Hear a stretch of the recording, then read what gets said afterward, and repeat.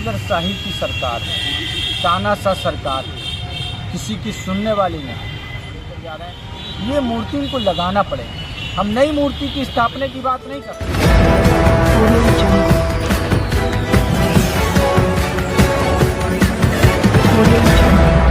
भारत रत्न पंडित जवाहरलाल नेहरू की मूर्ति तो चौकी चौराहे पर इनको लगाना ही पड़ेगी। जिला अध्यक्ष बरेली से खबर बुलंद भारत के लिए कामरान अली की रिपोर्ट। बरेली के प्रमुख चौराहे पर सदियों से लगी देश के प्रथम प्रधानमंत्री पंडित जवाहरलाल नेहरू की प्रतिमा को सौंदर्यीकरण के नाम पर हटा दिया था। लगभग 6 महीने बीत जाने पर भी चौकी चौराहे पर भारत रत्न पंडित जवाहरलाल नेहरू की प्रतिमा स्थापित नहीं की गई। नेहरू की प्रतिमा स्थापित कराने की मांग नगर निगम व जिला प्रशासन से कांग्रेस कमेटी के जिला अध्यक्ष व प्रदेश प्रवक्ता लंबे समय से करते आ रहे हैं, मगर नगर निगम प्रशासन ने चौकी चौराहे पर पुनः भारत रत्न पंडित जवाहरलाल नेहरू की प्रतिमा स्थापित नहीं की, तो 5 नवंबर से कांग्रेस कमेटी के जिला अध्यक्ष मिर्जा अशफाक सकलैनी व प्रदेश प्रवक्ता डॉक्टर केबी त्रिपाठी अपने 2 साथियों जिला महासचिव उल्फत सिंह व उपाध्यक्ष दिनेश दत्ता के साथ आमरण अनशन पर बैठ गए। इसी दौरान अनशनकारियों को पता चला कि देश के प्रथम प्रधानमंत्री पंडित जवाहरलाल नेहरू की प्रतिमा स्मार्ट सिटी के गोदाम के मैदान में पड़ी है, जिस पर अनशनकारियों ने मीडिया कर्मियों को साथ लेकर मौके पर जाकर देखा तो अनशनकारियों से लेकर देशभक्त नागरिकों के होश उड़ गए कि भारत रत्न का खिताब पाने वाले देश के प्रथम प्रधानमंत्री पंडित जवाहरलाल नेहरू की प्रतिमा का इतना बड़ा अपमान किया जा रहा है। वहीं पर कांग्रेस नेताओं का आंदोलन शुरू हो गया। कांग्रेसी नेताओं के साथ आए अपने काफिले के साथ समाजवादी पार्टी के नगर अध्यक्ष शमीम खान सुल्तानी व सपा के प्रदेश प्रवक्ता मयंक शुक्ला और दोनों पार्टियों के नेताओं ने भाजपा मेयर और भाजपा सरकार को खूब कोसा।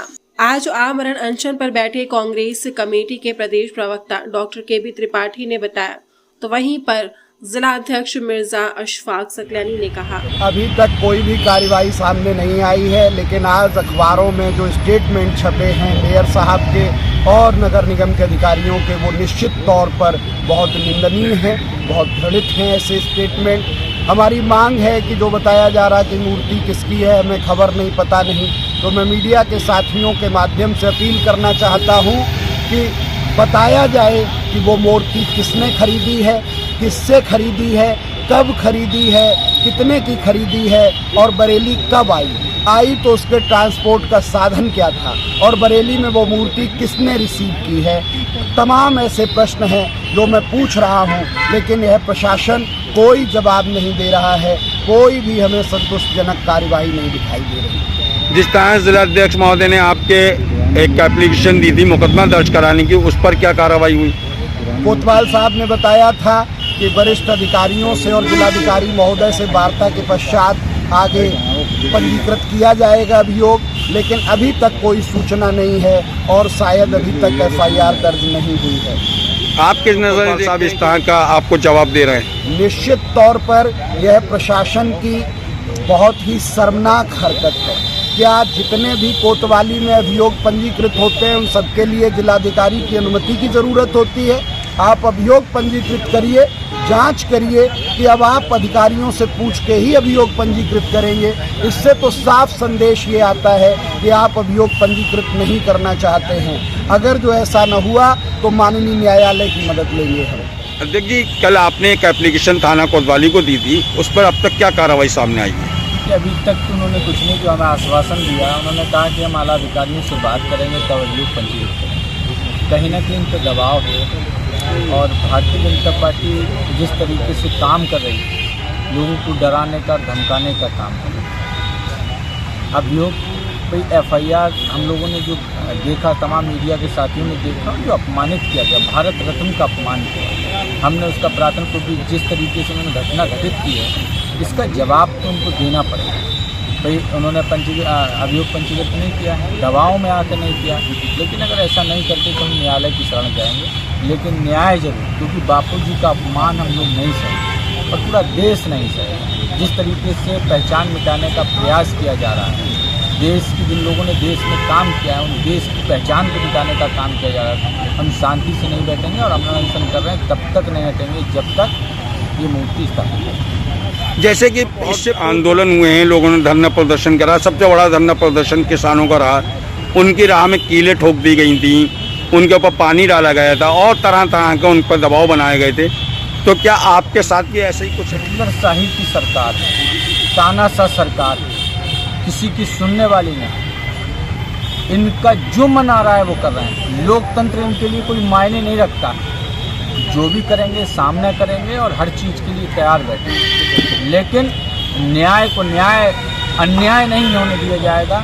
जो अपमानित जिस तरीके से करते हैं वो अपमानित नहीं। और किसानों का आंदोलन सक्सेस हुआ। किसानों के जो 3 काले कानून इन्होंने बनाए, इन्होंने बैकफुट कर उसको वापस लिया। बड़ी ताकत आंदोलनों में होती है। कांग्रेस का इतिहास आंदोलनों का इतिहास है। कांग्रेस का इतिहास संघर्ष का इतिहास है और ये संघर्ष से हम लोग पीछे हटने वाले नहीं। हम कांग्रेस के सिपाही हैं, कांग्रेस के सिपाही पीछे नहीं। जैसे कि जानकारी अपने राष्ट्रीय नेतृत्व और प्रदेश नेतृत्व को अवगत करा दिया। निश्चित तौर पर हमारे माननीय प्रदेश अध्यक्ष जी लगातार संपर्क में हैं। हमारे राष्ट्रीय सचिव प्रभारी संपर्क में है, राष्ट्रीय महासचिव प्रभारी संपर्क में है। आदरणीय प्रियंका गांधी जी को हमने अपनी रिपोर्ट सौंप दी है। निश्चित तौर पर लगातार यहाँ पर सांसद हों पार्टी के, हमारे प्रदेश नेतृत्व और राष्ट्रीय नेतृत्व शीघ्र ही आएगा और इस आंदोलन को तेज़ी से हम देहात में, गांव में और तहसीलों में लेकर जा रहे हैं। ये मूर्ति इनको लगाना पड़ेगा। हम नई मूर्ति की स्थापना की बात नहीं कर रहे हैं।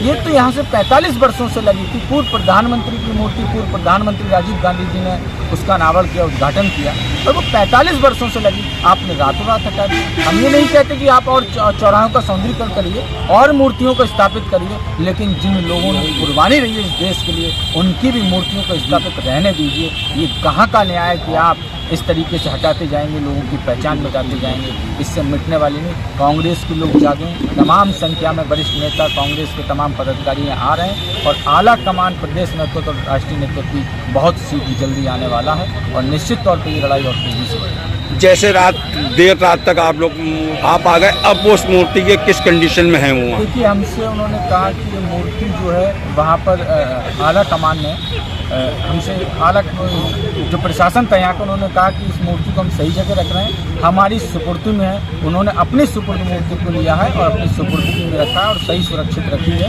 हमने कहा इसको अगर छेड़छाड़ की जाएगी आपकी जिम्मेदारी होगी, यहाँ के प्रशासन की जिम्मेदारी होगी, तो सही है। हम रात में वहाँ से आए क्योंकि वो निजी किसी की प्रॉपर्टी थी। हम निजी प्रॉपर्टी की जाकर देख कर नहीं बैठ सकते, तो उनके सुपुर्द करके प्रशासन ने जब अपनी सुपुर्द लिया तो हम अपने ये जिस जगह मूर्ति है ये क्या मेयर साहब की संपत्ति है?